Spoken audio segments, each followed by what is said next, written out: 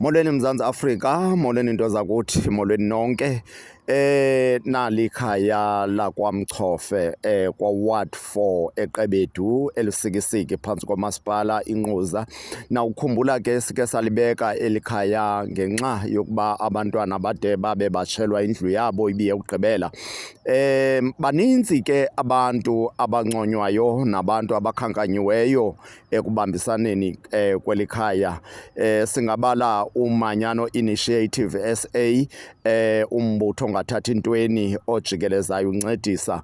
Uyawukhumbula ke ubalwa uBorder Alliance, i-taxi association yapha elusikisiki, nayo ethe yabe ifaka isandla, nezinye ke ii-NGOs ebezikhona, abantu basekuhlaleni. Singamlibalanga ke uNkosi uThandisizwe Bhushula, noyena ke okunconywa kakhulu igalelo lakhe. Kusithiwa ke Nkosi, uzuhlale uqhubeke wenze njalo.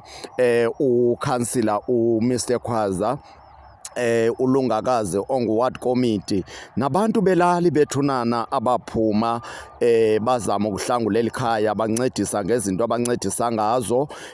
uManyano Initiative ke nalo lathenga ke igrosali, lathi ke malise kweli khaya ukwenzela into yoba aba bantwana bakwazi ukubeka into etafileni. Sithetha nje bakwi-temporal shelter yabo abantwana bakwaMchofe. Siyabulela ke ngentsebenziswano kakhulu kulo mbutho uManyano Initiative, nothe ke nawo wakhwaza wenza igalelo elingummangaliso. Sithi ke nakubo ze bahlale benjalo nakweminye imizi bencedisa ke. Siyabulela bethunana ukubambisana.